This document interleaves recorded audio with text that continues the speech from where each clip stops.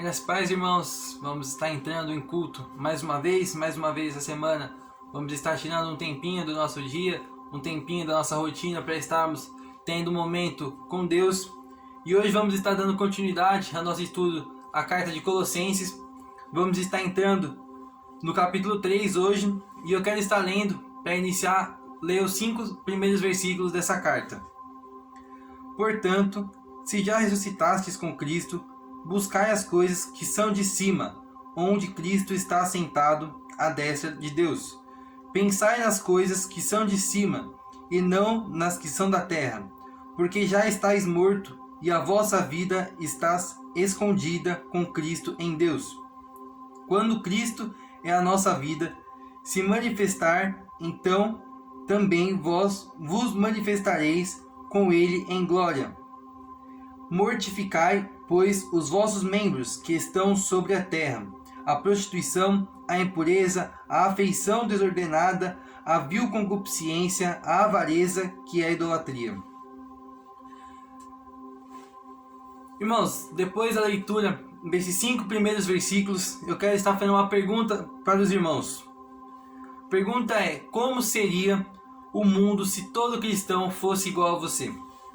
Esse vai estar sendo o título da mensagem de hoje. Mas eu quero que você esteja refletindo muito sobre isso. Como seria o mundo se todo cristão fosse igual a você? Nós sabemos que nós temos uma responsabilidade que Cristo, quando veio à terra e subiu de novo ao céu, Ele nos deixou a responsabilidade de pregar o Evangelho, de levar o nome dEle a todas as nações da terra. E Ele falou: ide por todo mundo. E nós temos que ir por todo mundo e levar o nome dEle e pregar o Evangelho. Só que nós não podemos pregar uma coisa que nós não somos. Se você está pregando algo que não é a sua vida, algo que não é você, você está pregando errado. E em cima dessa pergunta que eu fiz, como seria o mundo se todo cristão fosse igual a você?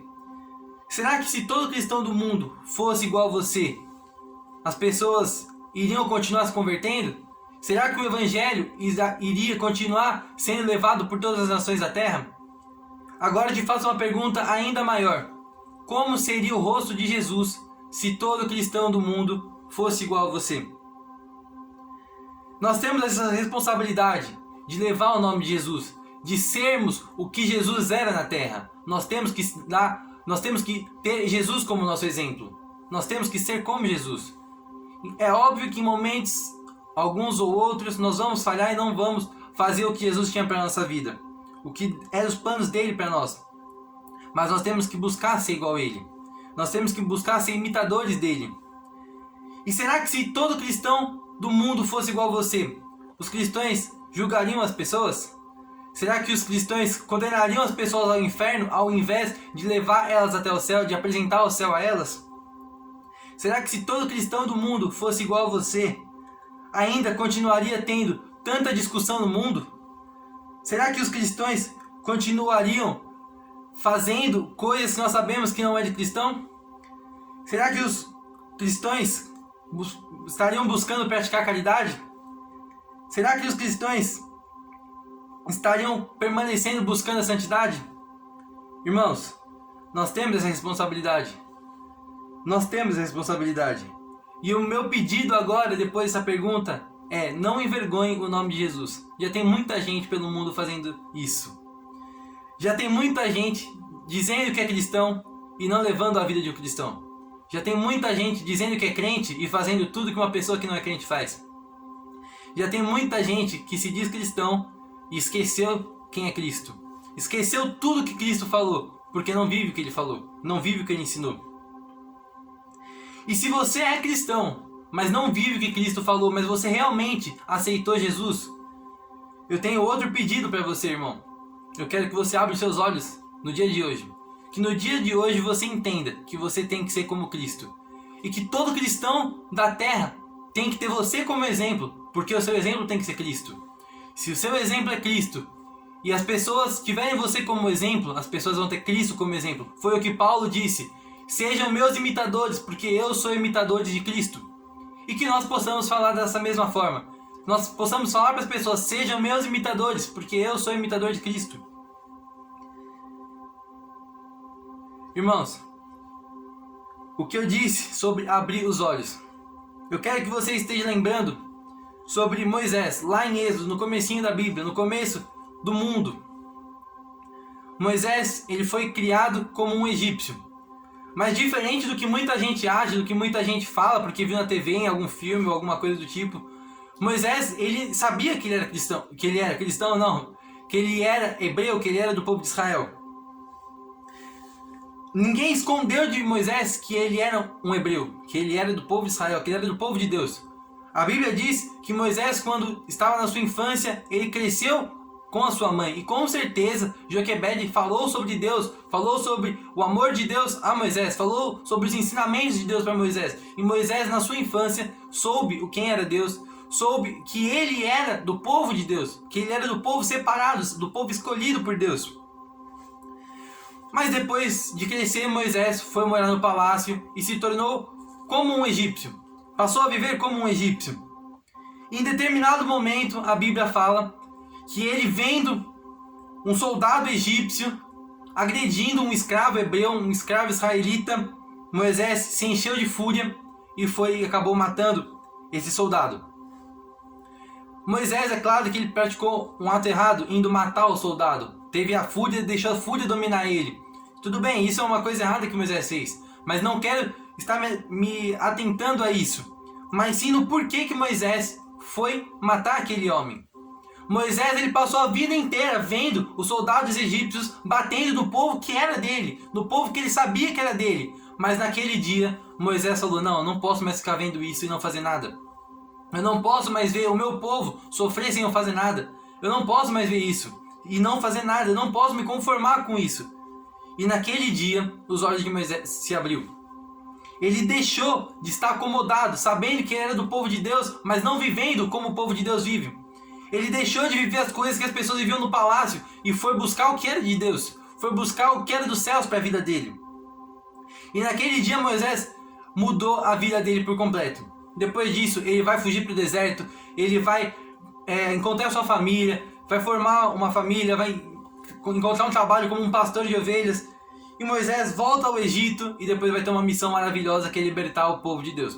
Mas tudo isso só aconteceu no dia que Moisés abriu os olhos. No dia que Moisés entendeu que ele tinha que viver como o povo de Deus, como o povo dele. Se ele era realmente daquele povo, ele tinha que viver como aquele povo vivia. Não importa as consequências, não importa o quanto doloroso aquilo fosse parecer, ele tinha que viver como aquele povo. Naquele dia, os olhos de Moisés se abriu. E eu quero estar te dando um outro exemplo ainda, meu irmão. Quando Jesus ressuscita, e as mulheres, as primeiras a verem Jesus, vão falar aos discípulos, Jesus ressuscitou. Elas vão anunciar as boas novas aos discípulos e eles duvidam da ressuscitação de Jesus. Eles duvidam que Jesus ressuscitou. E em algum momento ali, Jesus aparece àqueles discípulos. Jesus mostra as feridas nas mãos dele e fala, eu ressuscitei, eu estou aqui. E naquele momento, os olhos dos discípulos se abriram. E eles tiraram qualquer coisa que tampasse os olhos dele, falando que Jesus estava morto. Tiraram as pedras de seus olhos e viram e enxergaram Jesus. Eles eram discípulos de Jesus, eram pessoas cristãs, eram convertidos, pessoas que já conheciam Jesus, mas estavam com seus olhos tampados. Não conseguiam enxergar que Jesus estava ali. E a partir daquilo, a partir deles enxergarem que Jesus ressuscitou, que Jesus estava ali com eles, que eles podiam tocar, sentir Jesus, a vida deles mudou. A vida deles já era de um cristão, com certeza. Eles eram discípulos de Jesus, mas a partir do momento que Jesus ressuscitou, a vida deles subiu muito de patamar. A vida deles atingiu um outro estágio e enxergaram que Jesus ressuscitou, que Jesus tinha poder para ressuscitar. E naquele dia, os olhos deles se abriram. E o que eu quero estar falando para você que é cristão, mas hoje você não pratica o que o povo de Deus deve praticar. Você não está levando uma vida que condiz com a vida de um cristão. Você respondendo essa pergunta, como seria o mundo se todo cristão fosse igual a você? Você ia falar, meu Deus, o mundo ia acabar. Porque se todo cristão fosse igual a mim, acabou o mundo. Não tem mais como. Jesus ia deixar de ser conhecido, porque eu nunca preguei o evangelho para ninguém. Eu faço as coisas que as pessoas do mundo fazem. E acabar o nome de Jesus. As pessoas iam parar de enxergar Jesus como uma pessoa santa, como uma pessoa que morreu por mim e morreu por toda a humanidade. Iam ver Jesus só como um mais um. Porque eu nunca fiz nada para levar o nome dele. Se você respondeu dessa forma, essa pergunta, o meu clamor hoje é para que você abra os seus olhos. Que você abra os seus olhos como Moisés abriu os olhos dele, como os discípulos abriram seus olhos, e que você enxergue a presença de Jesus aqui nesse lugar. Que você enxergue a presença de Jesus na sua vida. E indo mais além, irmãos, no versículo 16 está escrito: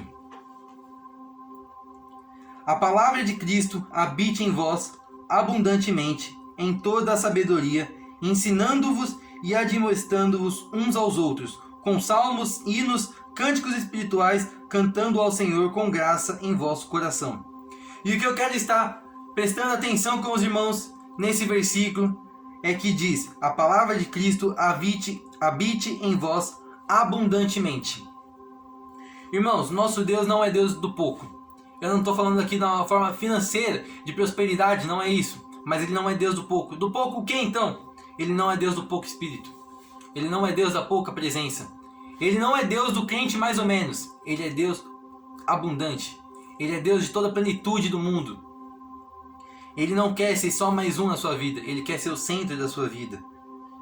Ele não te chamou para ser só mais um. Ele te chamou para ser o filho de Deus. Você tem que olhar para você como filho dele. E você colocar ele como pai na sua vida. Deixar ele tomar o lugar de pai na sua vida. E tratar ele como o mais poderoso, o mais importante de todo mundo. Porque é o que ele é.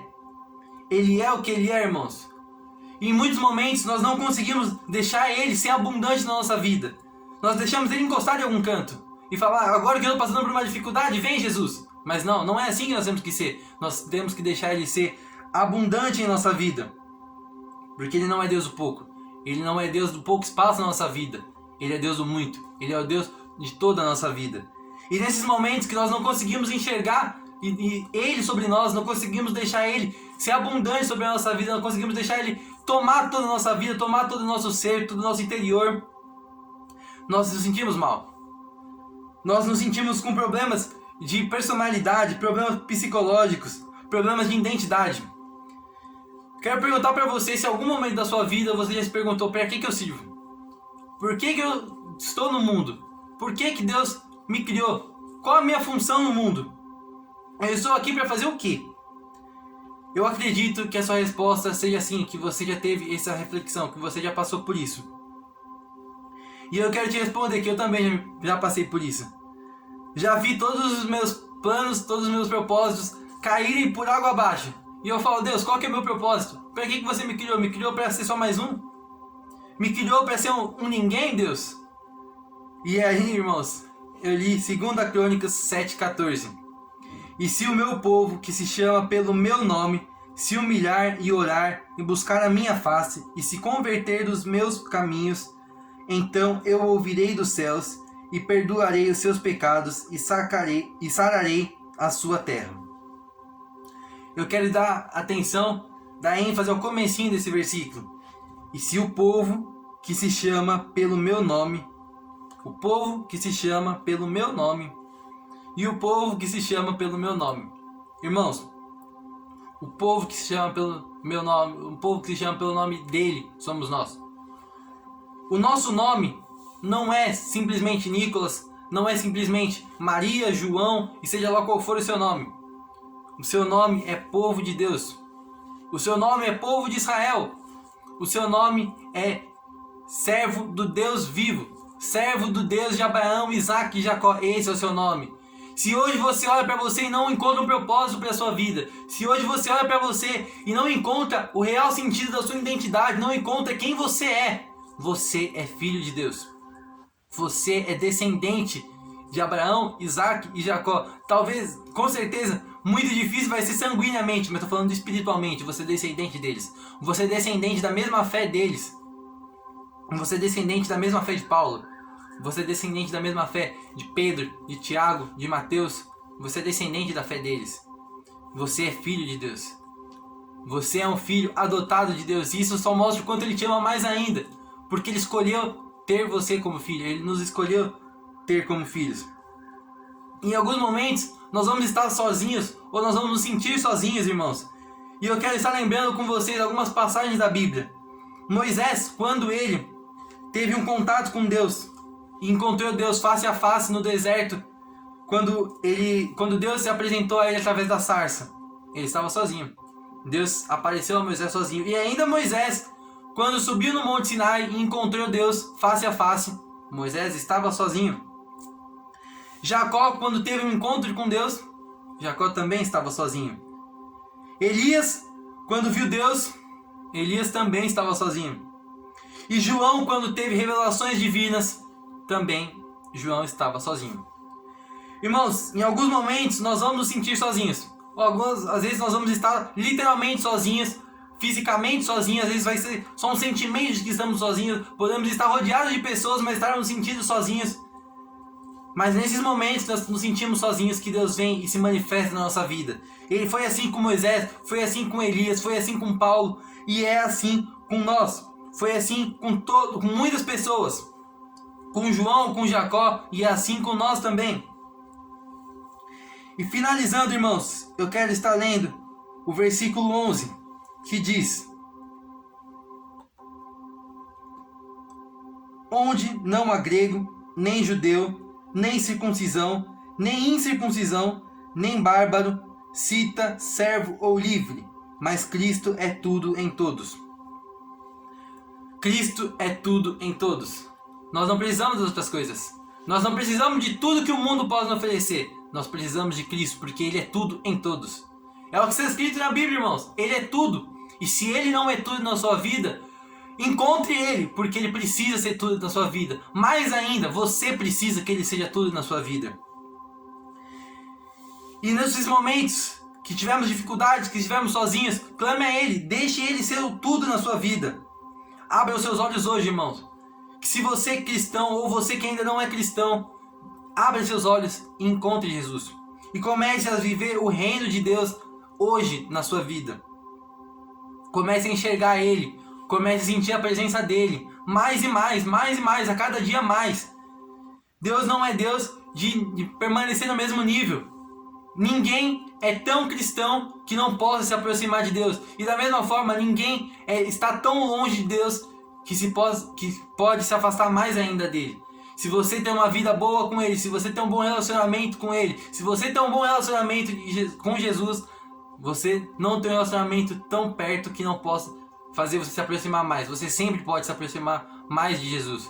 E da mesma forma, se você relaxar, se você se desatentar, você pode ficar ainda mais distante dele.